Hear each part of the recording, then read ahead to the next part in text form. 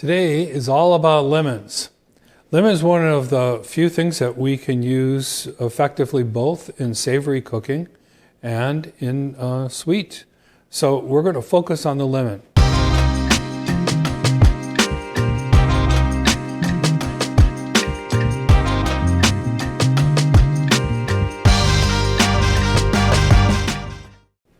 The lemon was originally discovered in Southeast Asia and then migrated to the Middle East around 800 BC.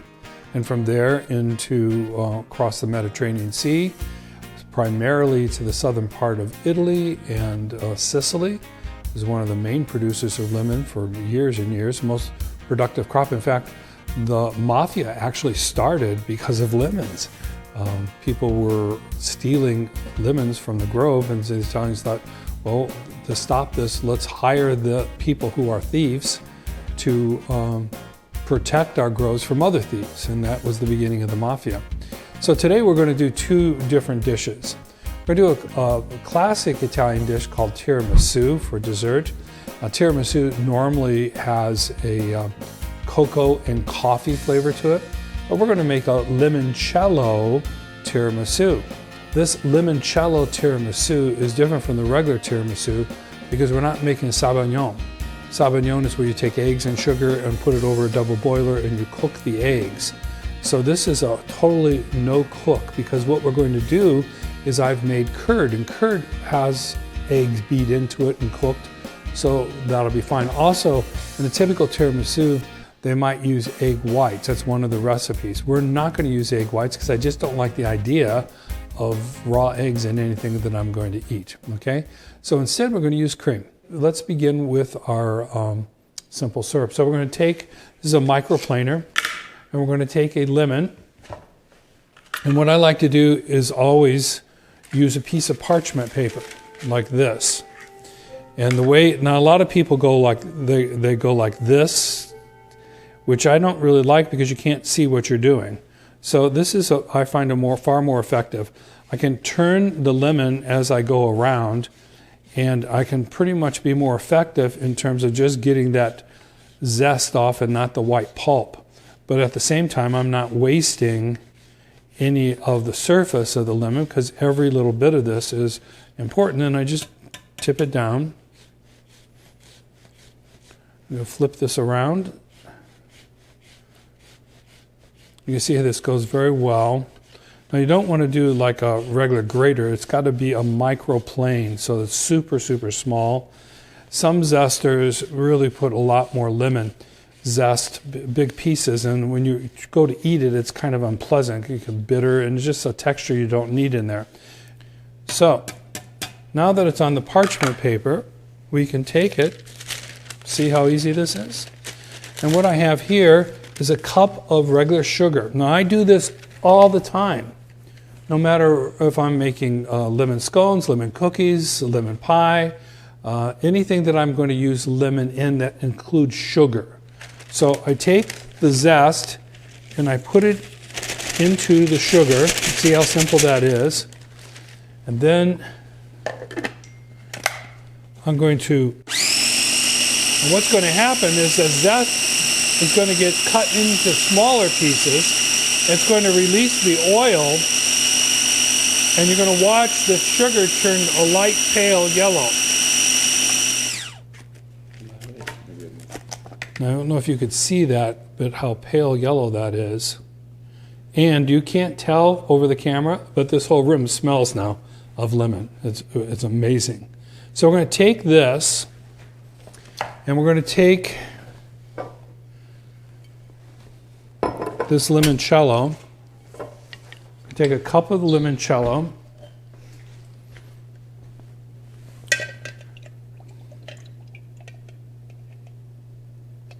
It's not quite a cup it's going to have to do because we have no more limoncello. Bob, get busy. And I'm going to take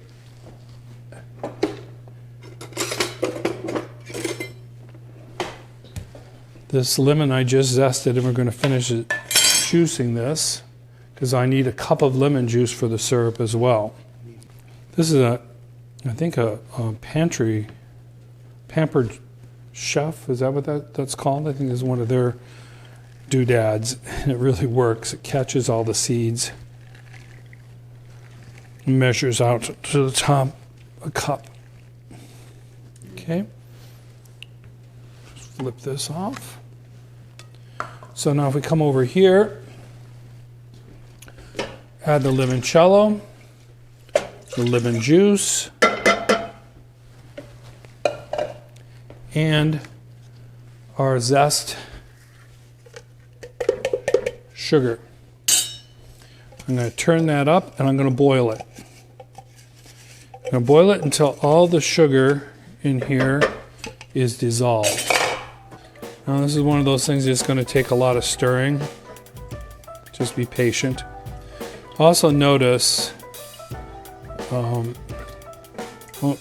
that the color of the mixture is going to get a little bit clearer.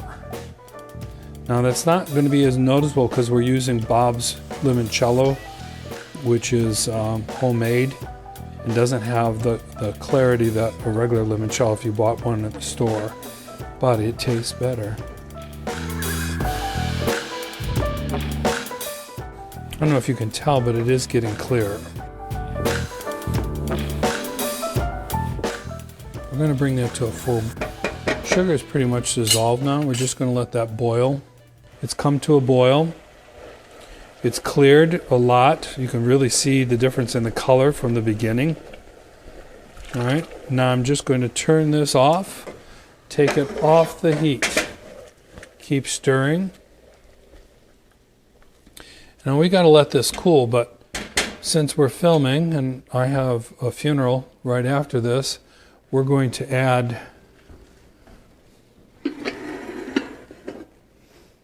some that's been chilled. We're just going to add this to that so that it's, by the time we mix everything else, we'll have more than enough. So it's way more than we need, but that's okay. All right. So now to the next part. So now we've made the simple syrup. Let's move to the filling. We're going to put mascarpone cheese, and this is a homemade lemon curd, which on a separate video I'm going to have to do. Curd is very expensive. It's $4 or $5 for like 10 ounces. And you can make orange curd, lemon curd, lime curd, grapefruit curd if you wanted to. But it's so easy to make, and I'll have to show you that in a separate video. But this is what I've made yesterday. It sits a day. There's 2 cups of this. We have 2, I think the 16-ounce containers. We're going to use 1.5 mascarpone cheese. We have a cup of heavy cream, which we're going to beat, and we're going to have a little powdered sugar that we add to the whipped cream. Let's begin. So this is about half a container of mascarpone cheese. Now it depends. I mean, there's no, don't be so worried about measurements. You get the general idea. Like if you want your tiramisu to be more creamy, this is just like an Italian version of cream cheese, then put more cream cheese in it. In this particular case, I want it to be more lemony. So I'm going to put more lemon curd into this than I am cheese, slightly more. So we're going to take these 2 things and we're going to put them together. This lemon curd is so amazing. And it's so easy to make. I mean, the hardest part is sitting over the double boiler and stirring. You have to stir for about 5 minutes. But other than that, I mean, you could save yourself a lot of money. Now I'm just going to take a hand mixer and mix this all together.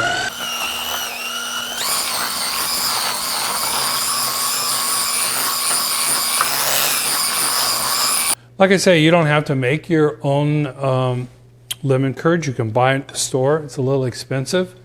The other thing is it varies by brand name. Some lemon curds not even worthy of being called lemon curd.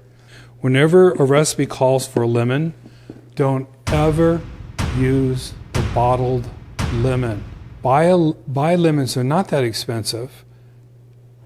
zest them, squeeze them yourself. There's no comparison. So I'm putting in about a little less than half a cup of powdered sugar. I'm just going to use, it's not going to hurt anything. I'm going to take this and whip up my whipped cream.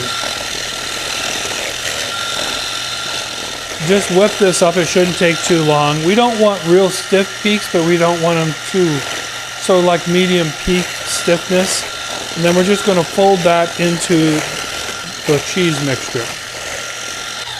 Like I said, many recipes call for egg whites when making this. And you could substitute, if you don't want to use the heavy cream, you could substitute the egg whites.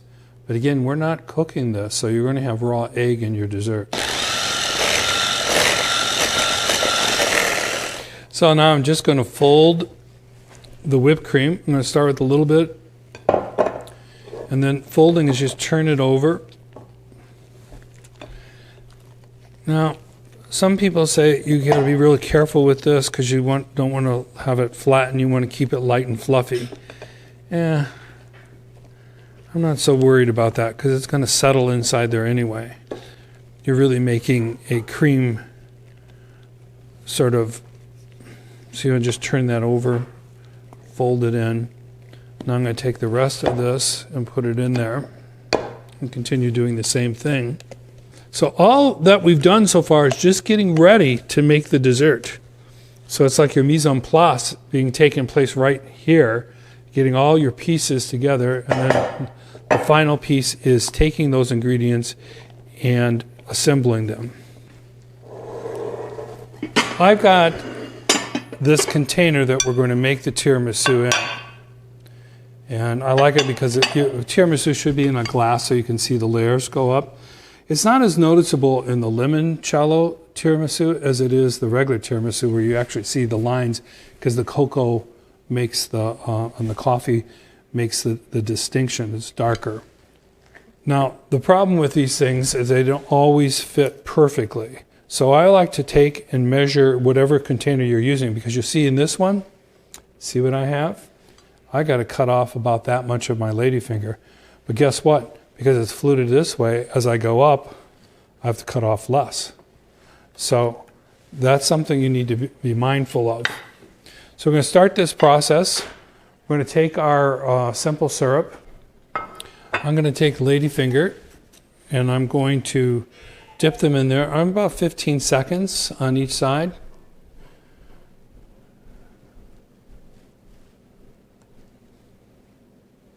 You don't want them soggy, but you don't want them, as it sits here, this is a dessert that's got to sit for 24 hours in the refrigerator before you serve it. But it's actually better 2 days later than it is the first day. So it's very simple how to do these. I think I'm going to probably need about this much off at the beginning.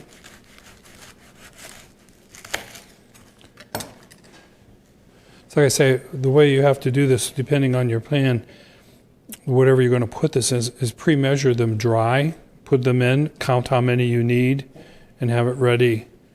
See how that works? Now I've done this a couple ways. I put a little bit of the filling on the bottom. That doesn't work. And if these things are too dry, these are really porous little biscuits, little cookies. They soak up on the outside, but the inside stays pretty dry. And that's why the longer you leave it in the refrigerator, it eventually will get soft. A little offset spatula, and I'm going to start scooping this, just plopping it in. Now, this dish is not big enough to do 3 layers, so I'm going to do 2. Again, it depends. You could do multiple layers, more than 2, 3, 4 even if you want, but it's going to be harder to serve. Okay, I got my filling. Just going to take my offset spatula and spread this all over. Boy, you can smell that lemon. This is something.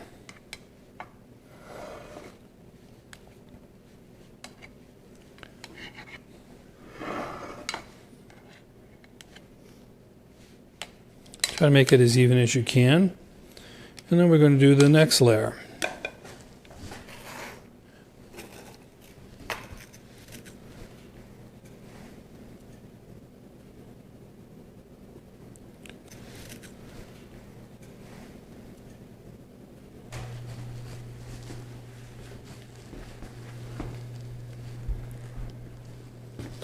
Now we're going to take this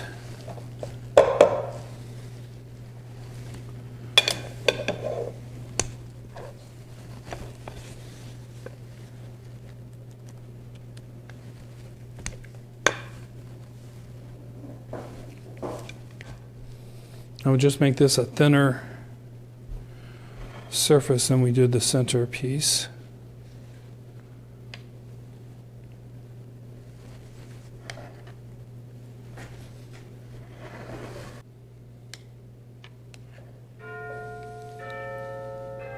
Okay, there we go. Now what I would do with this is probably take a fork, just make some like squiggly lines like this over the top of it. And I can just do it with this offset spatula. And then if I were going to serve this, I'd probably take some lemon zest and put it on top. But we did make one of these ahead of time, because that's the hardest part. You make this and you got to wait 24 hours before you can taste it. It's a piece I cut out of the one we made yesterday, and we don't have anyone here to sample, so I'm going to have to do it myself. So, beautiful filling with the simple syrup, or the lemon syrup on the little cookies, the Ladyfingers.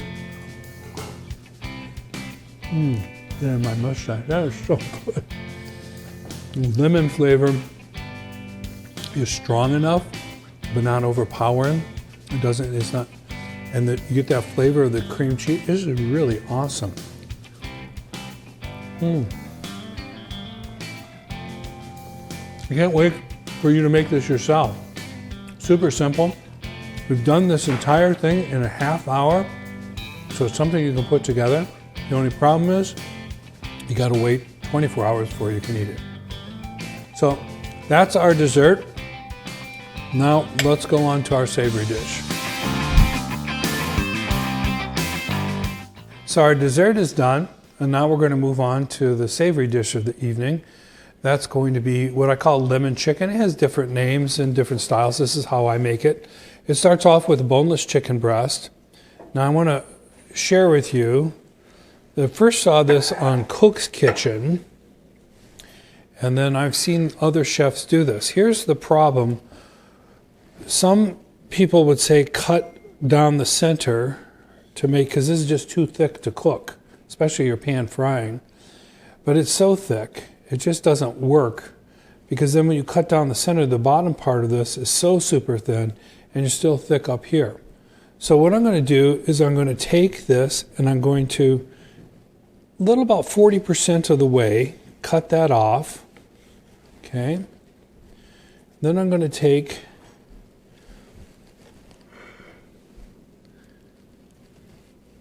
and cut this down the center carefully. Try not to. And now I have 3 pieces of pretty much equal depth. Okay. That's not done yet. I'm going to take this over here.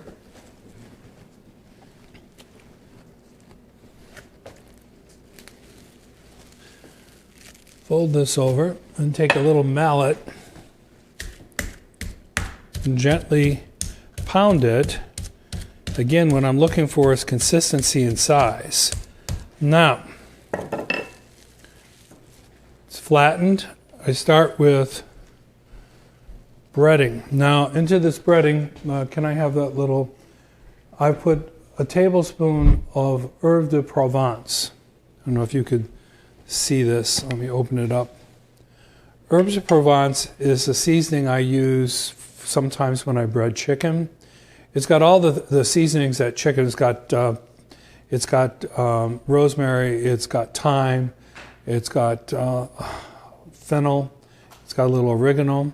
The one thing that's added to this that I'm not terribly keen on, I'm not a big fan of, but in this it works, and that is lavender. And a lot of cooks today are using tons of lavender. So lavender to me is like ginger. So if you use too much, you ruin your dish. And I only put a tablespoon into my flour mixture, just enough to give it a little seasoning. Okay, set that aside. Now, with our breading here, the flour, we don't want to have too much on there. We want to keep it as clean as possible. Take it, dip it. These are panko crumbs, the Japanese breadcrumbs.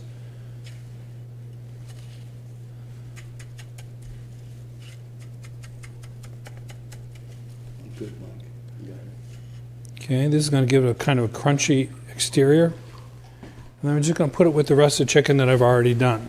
These are all the things that you're going to need. This is when you set all the things out in the measurements that you need. It's called mise en place. It just means that you have all your ingredients pre-cut, pre-measured, everything's here, so that when you're cooking, you're not like scurrying about, get this, get that, do this, and you burn what you're cooking. So what we're going to do, the chicken is breaded. We're going to pan fry it in olive oil and butter. And then we're going to make a butter lemon sauce that goes on it. So I have a little splash of cream just to cut the acidity of the lemon. We have the zest of 3 lemons. We've got 4 tablespoons of capers. We have parsley for garnishment. This doesn't have to be measured out. This is 1 shallot finely diced. This is 1 cup of lemon juice. This is a little bit of wine. I'll probably use more. It's a half a cup, and I'll probably use more. And that's the thing you have to understand. You have to keep tasting your food. Don't worry so much about measurements. Know what you're going for, what it should taste like, what the texture should be, and that's how you have to play with it as you go along. Understand how it all cooks together. Now we're going to go over here. So what I have about 3 tablespoons of olive oil. So you want to look at your skillet when you're doing this. So it starts to like little waves go across, and that's usually hot enough to begin. So you're going to start putting our chicken in. Always put chicken away from you. Got the sizzle. It could be just a hair hotter.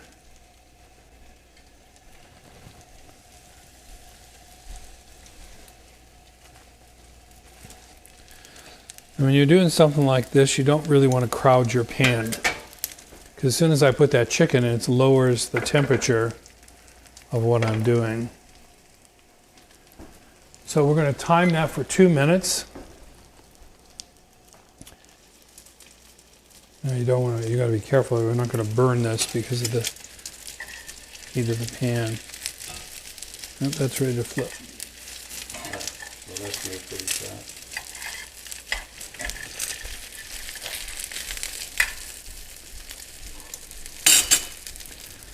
So you don't want them too brown, you just want them brown enough, and you're probably going to have to add more oil as you go along because the breadcrumbs suck up the olive oil.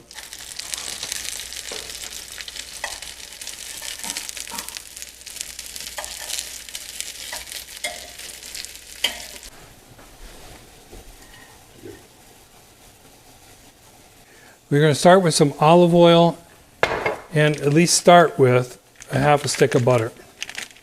This is unsalted butter.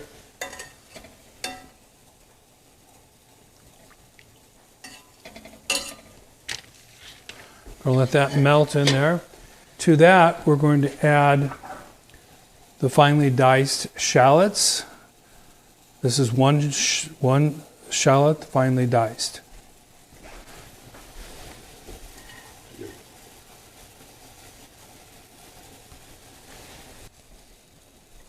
Just going to sweat down those shallots. Shallots is like an onion. It's a little bit milder.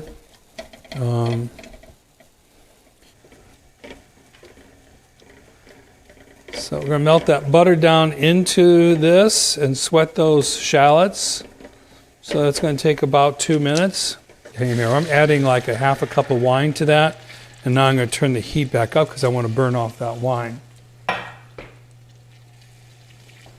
And into that, I'm also going to add my lemon zest. Again, what we want from this zest is to release its oils and flavor. I'm not going to add some lemon juice to this, and there's no rhyme or reason. There's not like a special order, you know. You're just doing this. You're reducing, and you're adding to it as you reduce. You put more lemon juice.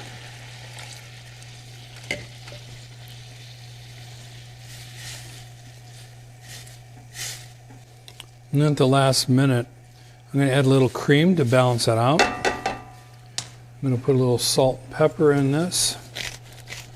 Now, if you really want to be fancy, you can use white pepper. And to me, it doesn't make that big of a difference if you don't want the pepper to be seen. I don't really care. And then I have a little chicken stock. What is that, about half a cup, fourth a cup of chicken stock.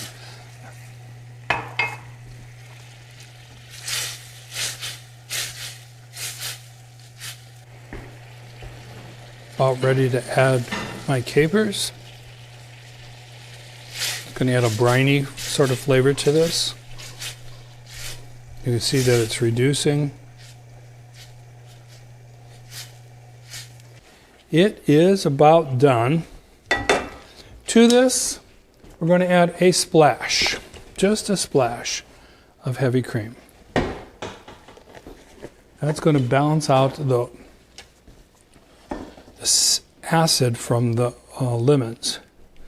Okay, now I'm going to take that, move it here, off the stove, and to that I'm going to add the other half stick of butter. I'm just going to work that in. It's not something that you would eat every day, but if you're going to do it, you got to do it right. So here we have a really great lemon sauce. So now let's assemble our dinner.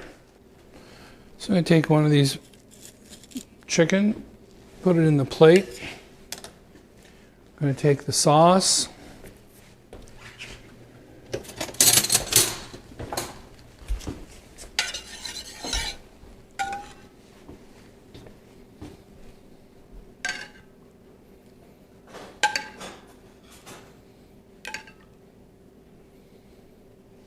One, two, you can do something fancy like it didn't turn out so fancy, but that's the idea behind that. Take a little arugula, put it on top. Now if you serve like a little pasta on the side, this will be a great meal. So now let's taste it. Again, we were going to have people in to do all the tasting. I don't like you to say that the things that I'm making are good because I made them. I want other people, if they're good, to say that. But I have a funeral in a few minutes, so we can't do that. So it's a chicken. Nice, it's finished inside.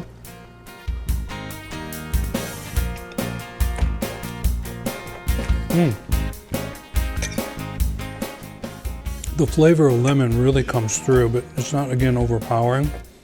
Got the crunchiness of the chicken and the bitterness of that, the rocket here, the arugula. Oh, that's good. Wow. Today's been all about lemons. Lemon is a versatile fruit that has been around before Jesus walked this earth. We found different ways to use it. We can make delicious desserts and it can make delicious savory dishes. So I hope you've enjoyed this and you've been in the kitchen with Padre.